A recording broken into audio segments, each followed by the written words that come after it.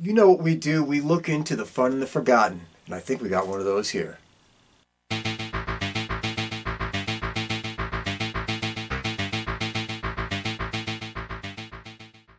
Okay, everybody, today we're going back to 1984, once again, to check out a little flick I don't think gets enough attention. We are talking about the Philadelphia Experiment. Before we go any further, though, before we dive into this gem anymore, once and again, and as always, to the trailer.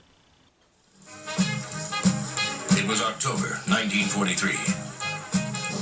The United States government authorized an experiment that would render its ships undetectable by radar. The experiment took place on a ship in Philadelphia Harbor. Generators activated, sir. For 41 years, the government denied it ever happened. Oh, I don't believe this. The Eldridge has vanished. Of course she has. She's radar invisible. No, sir. She's really vanished. But one ship did disappear, and two of the crew suddenly find themselves in the present. Maybe all this isn't real. You're telling me this is my imagination? You think the Navy knows what they're doing? You saw that guy's on the boat. This wasn't supposed to happen, Jimmy.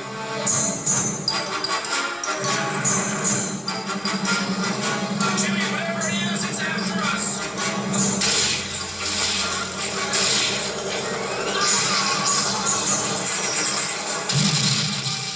Michael Paré. Somehow we got moved in time. This time, it's not ours. 1943 was yesterday for me. Manza. What sort of experiment is it? Is it some kind of secret thing? Is that it? Well, all that stuff I told the doctors back there, about time in 1943. Do you believe it? I believe that you believe it. And Bobby Cicco. Don't leave me, Davey. Can't go through this again.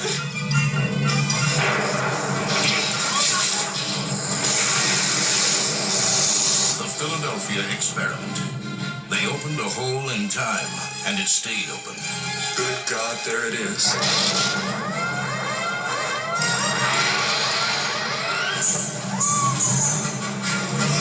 Now the government needs the one man who can stop the experiment.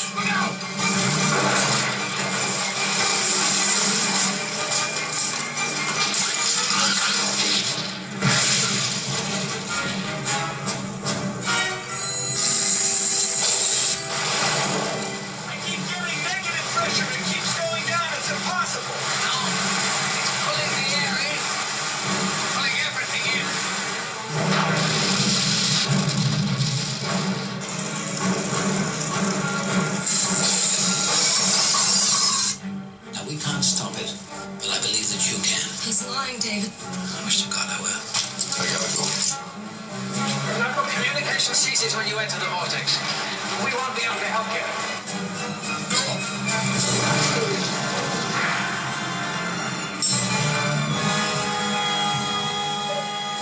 The Philadelphia Experiment.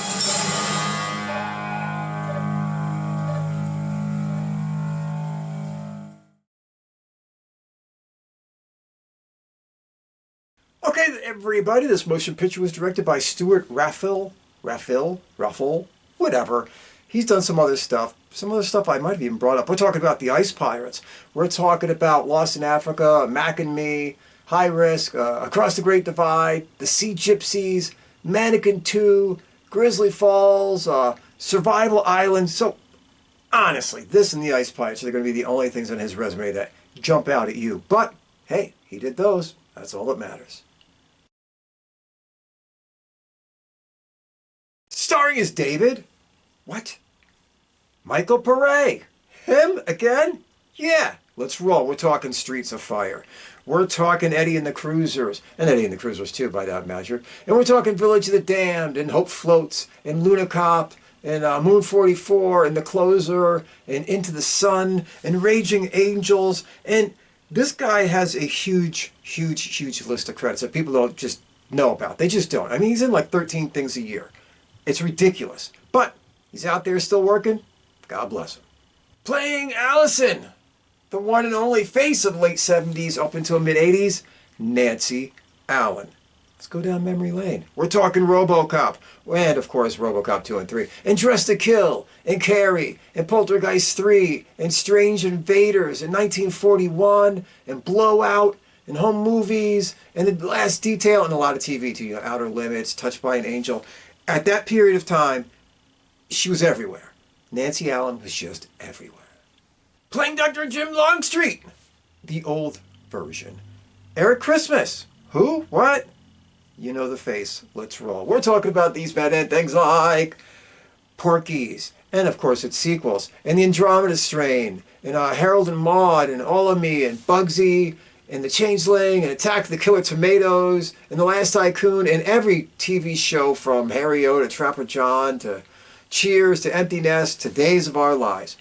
He has one of those faces when you see him, you're like, I don't really know this guy's name, but I know that face. I've seen it a million times. Playing Jim. A face that popped up. Not a huge career, but... And he's playing young Jim, by the way. We're talking Bobby, the Cicco, the Ciccio, whatever. I can never pronounce it. I can't remember. It doesn't make a difference. Do you really care? Anyway, he was in 1941, where you're probably going to remember the most. And he was in The Big Red One. And popped up in Night Shift, and Splash, and Wavelength, and Maniac Cop 3. And on TV, you know, the usual list of stuff. Murder, She Wrote, A-Team, Equalizer, Cagney and Lacey, One Day at a Time. So he was around back then. He had one of those faces where you're like, I kind of remember this guy. And really, 1941 is probably the main thing you're going to remember him from, other than this. And playing Barney, Stephen Tobolowsky. Again, a guy that's been in 8 million things. But you're going to remember him from a bunch of stuff. We're talking maybe mainly Groundhog Day. We're talking about Thelma and Louise, and Single White Female, and Basic Instinct, and Wedlock, and TV all over the place, man. Deadwood, Heroes, Justified, Californication, Silicon Valley, Desperate Housewives. So there's faces in this thing. There's names in this thing. Maybe not the biggest names on planet Earth, but there's faces and names in it, and that's all you need. Okay, everybody, we're going to keep this to 90 seconds or less. We'll keep it short, keep it fast, keep it moving, keep it entertaining. So we get to where we would, well, at least I babble on, the summation. This motion picture starts out, you got these couple of Navy buddies, and they're out like a sock hop, whatever the hell you want to call it, dance. They're getting ready to do an experiment the next day on a ship. And the one guy, Jim, he's with his wife. She's kind of pregnant, is what it is. And the other guy, David, well, he's there, you know, chatting up with the ladies, as only Michael Paré can do. And they're hanging out, and they kind of notice, or some of the boys notice, across the street, the doctor who's going to run this experiment looks very, very tense. And you can see that he's very, very tense. But it is what it is. Next day, they go off, and they hop on this ship. And what are they going to do? Well, they're going to try to make a ship radar invisible in 1943. This takes place during World War II, by the way. I don't know if I pointed out in the beginning, but hey, there it is now. Anyway, they go in there, they fire all the generators up. The scientist guy, the doctor is watching very next door on an aircraft carrier, and all of a sudden they're like, wow, this is amazing. This ship is disappearing from radar. And then one of the guys says, wait a minute. This ship has just disappeared. And they're like, yeah, we know. It's not on the radar. They're like, no, dude, the ship just disappeared. Next thing you know, Jim, David, they're kind of going through this vortex. They're kind of free floating in some kind of bad special effects, but we'll get there. And they're kind of like floating around, and you see them like crossing with a town and a boat and a town, and then they just pop up in the middle of the desert. It is what it is. Well, before you know it, they're being shot at by a helicopter. They're running for their lives. They don't recognize anything. They don't know where they are. They go wandering around. They see cars coming down the road, but they're not cars that they've ever seen before. What the hell's going on? They go in this little diner. They're hanging out. They're getting something to eat. Oh, David goes outside to make a phone call, where he runs into a very new in his life Nancy Allen, who's making a phone call. Well, his friend Jim, he's got these weird reactions every time the lightning goes off, because there's this weird vortex in the sky and sucking everything in, and it's kind of odd, and he's reacting to it. But we'll get there. Anyway, the store owner says, this guy's breaking my video game machines with his electricity shooting out of him. Is what it is. He runs out to go catch up with his buddy. The people come out with guns in their hands. They're like, whoa, you got to pay for those machines. They take the guns away from the people. Well, David did. It's Michael Paré. Come on. Anyway, takes the guns away, and him and Nancy Allen fly off in a car with Jim, and they're going down the road. She's like, who are these guys kidnapping me? But they're kind of likable guys, and they don't seem like bad dudes. They're just trying to get out of a bad situation. Before you know it, cops pop up. Car goes down an embankment. He winds up getting arrested, and his buddy. And they put the buddy in the hospital. Weird shit, but Nancy Allen says, I'm not going to press charges. They're kind of cool. They let him out. They go to the hospital to see what's going on with his buddy Jim, and before you know it, he gets whoosh, sucked back into, I don't know where the hell he went. Nobody knows. It is what it is. So, Michael Paré, Nancy Allen, they go off. Around this time, you're starting to see a lot of the government stuff going on behind the scenes. They're looking into this. They're figuring out, oh my God, these are a couple sailors that disappeared from this experiment that we did way back in 1943. And now it's 1984. Van Halen. 1984. And before you know it, the doctor who's running an experiment now says, oh my God, I was the doctor for the experiment then. Those are a couple of the guys we lost. You see, to make a long story short, they did the Philadelphia experiment where they tried to make a boat invisible. Now they try to do it with a town. And they created a vortex. Everything's going back and forth. The town and the boat are sucked into a vortex and they're floating around in a place of no time and space. It is what it is. So they're trying to find David. David's trying to find his old buddy Jim. Trying to find his old buddy Jim's girlfriend Pam, so he can find people that he can relate to and say, hey, what's going on? And he finds Pam. And she goes, oh my God, Jim made it back. He's like, what the fuck do you mean Jim made it back? Jim made it back? Yeah, but Jim won't talk to him. Something odd going on. Now they get chased by the army a couple more times. All kinds of weird things take place. So one thing leads to another. And Michael Paré says, I got to go talk to this Dr. Longstreet. He knows what's going to go on. Grab a gun, kidnap this guy. Well, actually takes the guy's gun, kidnaps him, whatever. And they force their ways onto the base, where the doctor tells him, guess what, son? Everybody's still trapped in this weird time continuum, and you're going to go back and free them by getting back to the boat that's floating around in space and shutting off the generators. And he's like, I ain't going to do that. He's like, no, you've already done it. You just don't know you've done it because the guys that already came back told us you did it. But you have to go through the aggravation of doing it so that they can go back and then you can meet them in the future again. But, you never went back, and we don't. It is what it is. Anyway, he goes back to the boat, gets sucked into the vortex, finds his buddy Jim there, the one that wouldn't talk to him a minute ago. But this is before he wouldn't talk to him because it's back in time. Anyway, you'll get there. Doesn't make a difference. Anyway, shuts off the generators. Jim goes back in time. He goes back forward in time just so he can be with Nancy Allen because, she's hot and it's just the way it goes. And then it all kind of makes sense. You get where I'm going. That's the gist of this story, everybody. That's all I can say. Let's take this thing apart. Okay, everybody, does the Philadelphia experiment work? Yeah, it works. It's a fun, little, enjoyable flick. Does it have problems? Yeah. Are there things that just make you go, huh? Sure. But, nonetheless, it's an enjoyable, fun little watch that I think everybody should check out at least one time just to see how they react to it. We'll get into all that in a minute. Let's just get the big three out of the way. The directing? The directing's solid. There's some nice shots in there. The movie looks okay. Yes, there's some budgetary things that make it look cheesy at points, but we'll get into all of that. But it's well shot. Kind of think of something like a well-done Sci-Fi Channel movie. That kind of a thing. It's not going to blow your doors off, but you're going to look at it and say, okay, it's solidly presented, it's well shot, there's some decent scenery in it that pretties it up from time to time, so it is what it is. It's not bad. Let's keep rolling. The writing. Okay, you got, of course, the writing of the story, which is kind of complex and a little bit all over the place, and we'll touch on all that. As far as dialogue, keep in mind this is a mid-tier, lower-budget sci-fi flick. And if you take it for that and roll with it, the dialogue is more than acceptable. If you can sit there and listen to the dialogue in something like Strange Invaders, or the dialogue in something like Humanoids from the Deep, then the dialogue in this is more than acceptable. It gets you from point A to point B. The characters have fairly decent conversations. It is what it is. Let's keep going. The acting. All right, let's not focus on the elephant in the living room.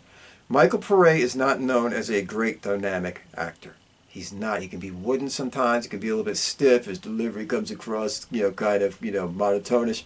It is what it is. He does some good acting in this, though. He has some scenes with the crying and all that kind of stuff, and he handles them well. But Michael Paré is a look actor. He's got a look, and he has a vibe. Like Keanu Reeves. Keanu Reeves isn't a good actor, or I shouldn't say he's not a great actor, but he's a good actor. And he's a solid actor, but he's known for having a look, a presence. Same thing with Michael Paré. He just never hit that big on the totem pole.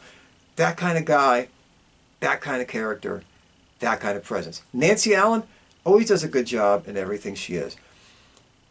Let's face it, for a period in time, Nancy Allen was everywhere from like the late 70s until the mid-later 80s. Every time you turn around, there's Nancy Allen in a good flick. kind of giving you the Nancy Allen, the cute blonde hair, blue eyes, there to support somebody else, there, either help me or I'm going to help you type of situation. That's what she did. That's who she was. And she always gave you a solid performance. Everybody else in this carries their weight and does a good job. So, the acting on a whole is solid, does work, but let's remember the limitations of certain people. But hey, man, you get that look and presence. It is what it is.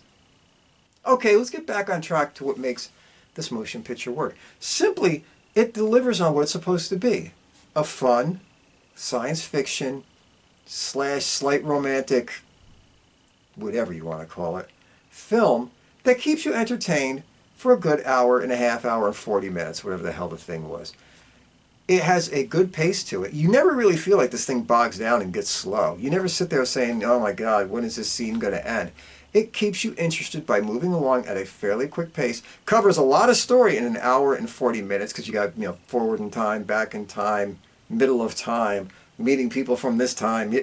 There is that kind of thing. But they keep it moving and flowing with enough scenes of action, mixed in with enough scenes of emotion, mixed in with enough scenes of dialogue, so that you never get hit with one or two too long. Before you know it, you're into this thing, and then you're into that thing, and then you're into this moment, and then you're into that moment. And they mix it up fairly well to keep the movie interesting and moving at a decent pace.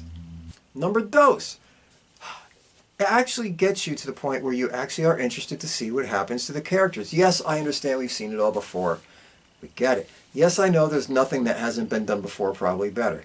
We get it. But that doesn't change the fact that in this motion picture, you still want to see what happens to the Michael Paré character. You want to see whatever happened to Pam, Jim's wife. And you're going to see what happens when they meet each other face to face, and now he's 41 years younger than she is, and it's like a weird dynamic. You want to see what happens. It's played well. You care about seeing what happens to them from back then when you see them now. And what's their reaction going to be when they see him from back then in the now. It's entertaining. It's interesting. It's one of those things that you're like, whoa, what's going to happen when this takes place? Yeah, I know. There's limitations. We're going to touch them. But for a little flick, it knew how to keep the pace rolling, and it knew how to make you care about the characters. You got to at least give it that. Now, are there problems? Yes, there's problems. Come on. First off, the special effects in this are marginal at best. The moment when they're in the vortex, kind of floating around, whoa, whoa, whoa, is basically TV quality.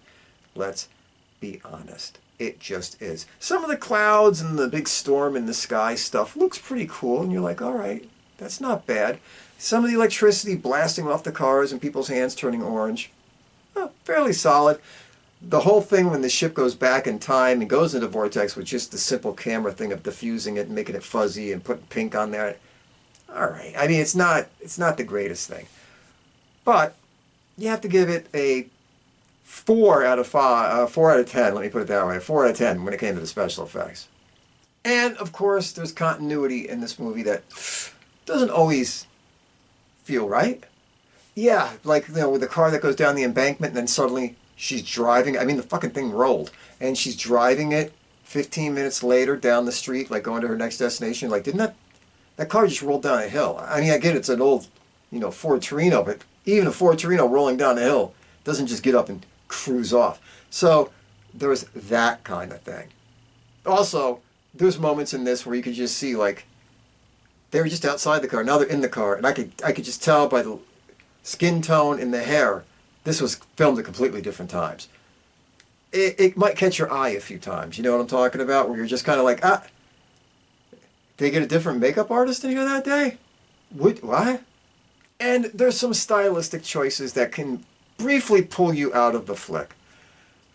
I don't know why they put the song "The Runner" in there by the Manford Man Earth Band, but this movie has a tone, and it kind of sticks to it until they're driving through this one field, and you just hear that song blaring really loud, and you're like, where the hell did that come from? Doesn't feel right, doesn't sound right. Yes, they're listening to it on the car radio. But when you blare it in out of nowhere, a la Van Halen's Human Beings and Twister level, and you're just like, where did that come from in this relatively monotone kind of motion picture that the soundtrack is just at a certain level, and all of a sudden now it's bashing you in the face. I don't know why they did it. I don't get the stylistic idea behind it. They shouldn't have done it. It pulls you out for a minute and says, what did they just do? But it's there. You can overlook it. Hopefully. And lastly, but not least, this is not a super complicated movie, right? But if you're not paying attention and you're like, half in, half out and all that kind of stuff, or you're watching it with somebody who likes to scroll on their phone or some shit like that, they might get a little bit thrown about who. Is the doctor the old doctor and the young doctor? Is that the same guy? How did they get from here to here? Because they went back in time to there. And, there's all that kind of stuff going on. So this is not the kind of motion picture where just because it's a little sci-fi, semi-low budget romp, that you sit there and you want to sit there and take lightly, like you shouldn't pay any attention at all. Because you're going to wind up missing something that links in to something else. So you do have to focus, which isn't a negative, but I'm just putting it in the problems area, just reminding people, pay attention to the flick. You'll be all right. All right, everybody, get out there and watch the Philadelphia Experiment. I remember seeing it back in 1984. It had some good trailers leading into it, made me interested. And then when I seen it on TV, I was like, you know what? That motion picture was okay. It wasn't bad at all. I enjoyed it. Doesn't get talked about as much. Doesn't get brought up a lot. I don't think it gets the best reviews or scores. But it's kind of criminally undervalued and kind of totally overlooked. And really, it shouldn't be. There's a lot of movies that were a lot worse and yet get a lot more talk. Anyway, be good, take care, stay out of trouble. Be kind to a stranger, be there for a friend. But most of all, never, ever, ever, ever, ever take any bullshit from anybody. See you soon.